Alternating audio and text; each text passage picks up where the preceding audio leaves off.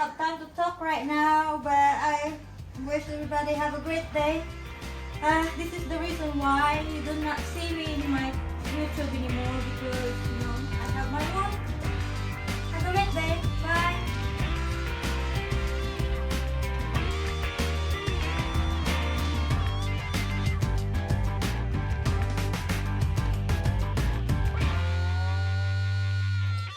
Hey everybody, welcome back to the channel. I know it's been a while, but we've been kind of busy. You know, life sneaks up on you. Next thing you know, a whole year is gone by.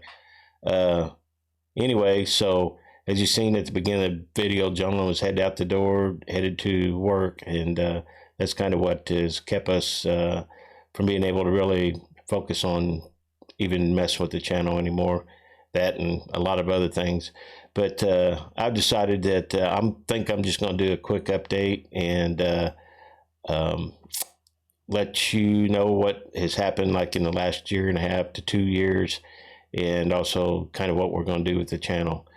But anyway, I think I'll start back to where she got here, and after she arrived here in the U.S. And take it from, well, let's just go back a little bit before that. Whenever she was, both of us actually had to apply for the K-1 visa, and since the lockdown took place,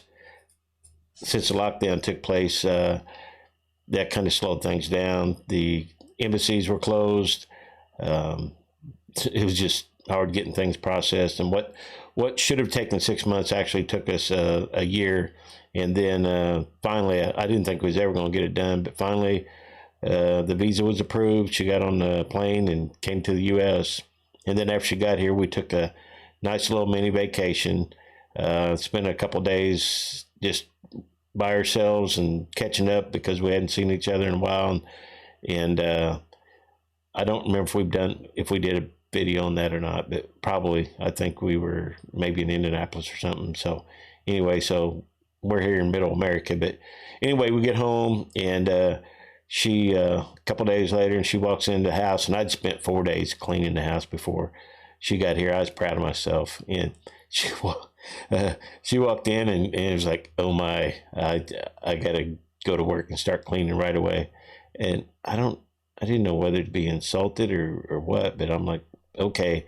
So I think she scrubbed the house the whole night before she was even comfortable enough. I'm like, my house is not that bad, but I guess a man's version of clean and a woman's version of clean are two different things. But anyway, so within the next day or two, we went to a local park and got married.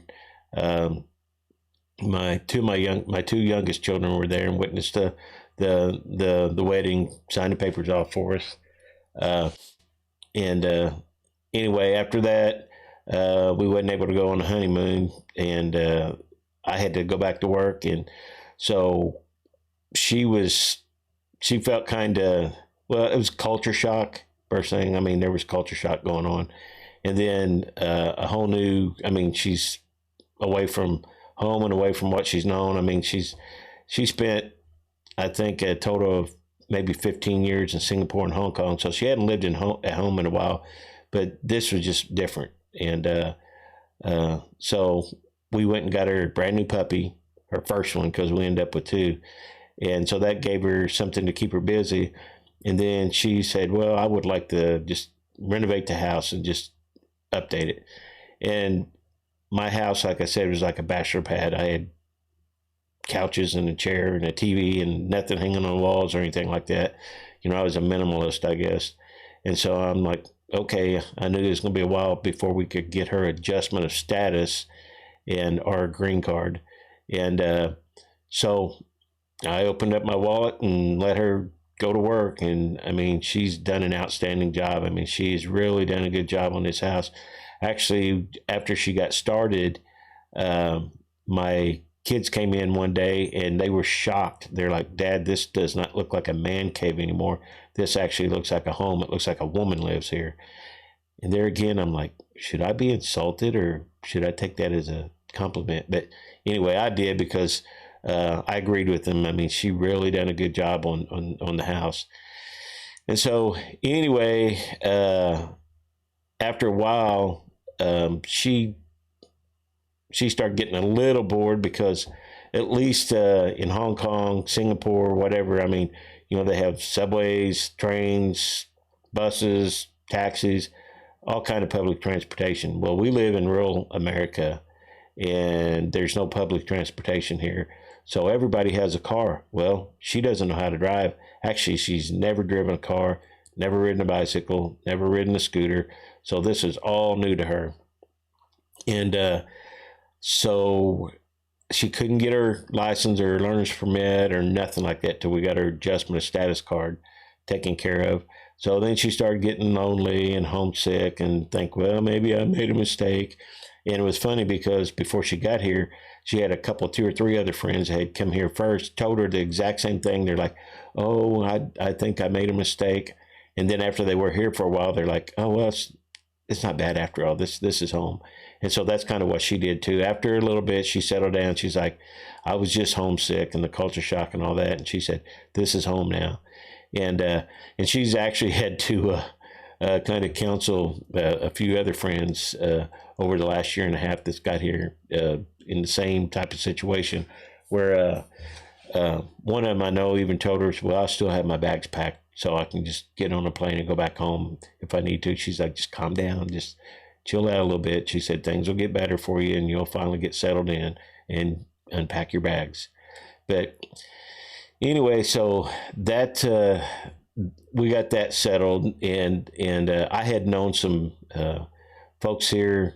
I'd met some folks before she got here, so when she got here, I was able to introduce her to some folks from back home, and since then she's got a big network of friends here right now, a big Filipino community, and she's got many friends, so that's nice as well. And so after that was all said and done, we decided, well, let's just take a few vacations. So, well, we didn't take a few at the same time, but we took a trip down to the Smoky Mountains. And when we got there, she's like, I really like this place. She said, let's move here. She said, this reminds me back home in the mountains where I grew up. And that's nice, but we're probably not going to move down here. But we got there, and there was a hurricane that had just hit the southern U.S., and while we were there, it started tracking across where we were at. And so our vacation kind of got rained on. We still was able to do a few things, but we were stuck at the hotel for like a day or two just because of the torrential downpour of rain. And then once the hurricane weather had moved through, I mean, we wasn't getting the hurricane, but we was getting after effect where we were at. Then we got in the car and headed back home.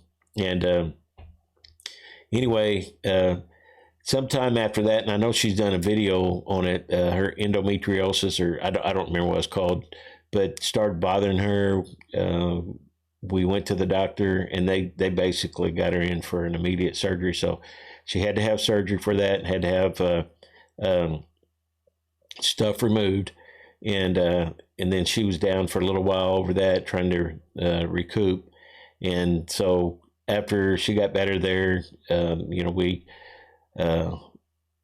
we ended up getting her the second puppy, and that was a tough decision. She's like, do I want another one? No, I don't. And now she's got both of them, and she's in love. These are her kids. She loves them to death. Sometimes I think she loves them more than me, but oh well. And so then sometime after that, we decided to take another trip. Now you got to realize some time had elapsed, and so she's been here a year by this point, and we decided to take a Caribbean cruise. So we took a 7-day cruise. We went down and to Florida and met some friends. One of her friends that she's like really close to here, and her family were there.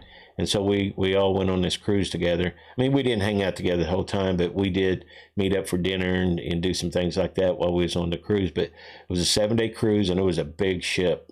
I think it was the biggest ship at that time, a new ship. And it was extremely crowded. And at that time, you had to have the shot to get on there. And so we were both vaccinated anyway. So we got on the ship. We spent I don't know. I think we went to 3 or 4 different islands in the Bahamas, in the Caribbean. Um, I don't even remember where all we went to, but we did go to the Bahamas. And so about 2 days before the trip was up, I got sick because every time you'd get on an elevator, you'd go to the lounges or the buffet or whatever. It was just crowded, especially the elevators. I mean, they were packed. And so I caught a bug, and it was, well, we know what it was. It was the thing that knocked me down for a little bit. So I got really sick, and she's like, "Oh, you look bad." She says, "I'm going to call a doctor or somebody." I said, "No, just calm down." I said, "Yeah, if they know I'm sick, they'll be put me in quarantine or kick me off the ship. So I'll just lay here for the next 2 days and till we get back to port." And so when we got back to port, we got to the airport, and what is like a 3-hour flight from Orlando back home, the plane started getting canceled and stuff due to all the shortages. It took us 30 hours to get back home, and we spent the night in like 2 different airports.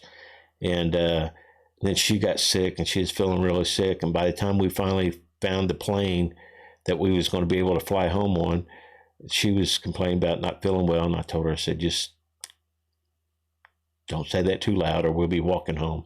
And so they got us, they didn't even take us back to the airport we flew out of. They took us to another airport that was about 100 and some odd miles away. So once we got there, we had to find a way back home.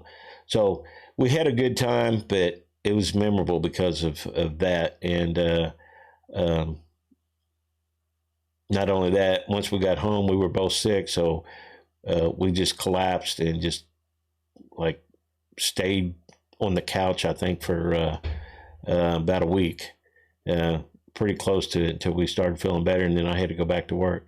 So anyway, that was our cruise. We had a really good time. She had never been on a cruise before, but the illness kind of took its toll on us there for a bit anyway. But after that, let me see here. I got some notes over here. I'm trying to remember what all happened, but um, we did get her a driver's permit, and me trying to teach her how to drive was a scary, scary proposition. I don't know what else you'd call it, because I'm like, let's go drive, and I assumed that she'd have some knowledge or mechanics of a vehicle, how to turn, how to stop, and all that, and she didn't. I mean, one of the first things she did was drove us off straight into a deep ditch. And if you've seen one of our earlier videos, it's a big red truck, so it was kind of muddy a little bit that day, and the ditch was soft, so it didn't hurt the truck. I traded places with her, got in, put the truck in 4-wheel drive, and got us out of the ditch. And then I said, we're going to do 2 things here. We're going to enroll you into driver's school so you have an actual instructor teaching you the proper way to do this, and that's got the skill set and the nerve set to be able to do this. And then we're going to get you a car. So we went out and bought her a new Subaru Impreza. Now, what we did when we went car shopping, we went to a bunch of different car dealerships, and she sat in a lot of different cars, and I was willing to buy her whatever she wanted. And she, since she's 4'11", she has a hard time reaching the pedals. So every car we got into, she'd have to work on the seat adjustment. And that Subaru actually had a seat that would adjust right where she needed to be, where she could reach the steering wheel and the foot pedals and everything else. And it worked out right. So she said, this is a car I want. So we bought it. And, but she's been driving now for a while. So she's really improved. I mean, she's actually at the point where she could get her driver's license right now. We're just working on her parking skills. But once we get that and her parallel parking, I expect her to have her driver's license within the next month or 2, probably. But I still have to, I say take her to work, but I let her drive, and then I drive back home, and then I pick her up in the morning, same type of situation. But and every time we go somewhere, she drives. So she's getting pretty good at operating a motor vehicle, even though she's never done this in her whole entire life. But also in the meantime, she started looking for a job. She's like, I want to get a job and go to work. And so she started looking online, and she found a job. She had actually found a couple places in the healthcare industry, which surprised me because, food is her passion. And I don't remember if she's made a video of like when she went to school in Hong Kong and got her certificate at the Hong Kong School of Culinary Arts, I think is what it was. And she's a really, really good cook. I mean, she's helped me put on a few extra pounds. I'm not going to blame her, but I mean, she is a really good cook, and I take advantage of that. And I know the doctor told me that you need to watch. I said, but doc, she's such a good cook, and he's like, she can put the food in front of you, but you're the guy that picks up the spoon and put it in your mouth. So you're the guy that's ultimately in control of this. So I try to get a better handle on that. But anyway, so she had found a position open at a local hospital, and it was working in an Alzheimer's dementia unit. And she applied for it, and they hired her. And so she's been working there for 7-8 months. And it's tough because she's dealing with these folks that, they may be doing fine 1 second, and the next second they may just, snap and get violent and stuff like that. She's come home before kind of injured because of, these elderly people hitting her and smacking her and pushing her around and stuff. Because she's a little bitty woman. But anyway, she's been there for a while. She likes it. Some days she doesn't, but she's sticking in there. And I told her, I said, when you get your license, if you want to get a job somewhere else, get a job somewhere else. If you want to stay there, stay there. If you don't want to work, you don't have to work. I didn't tell her she had to work. She just did it because she wanted to have something to do. But anyway, she's been there for a while, and she seems to like it, and she's settled in there. So we'll see what happens there. But let me look my notes, see if I forgot anything.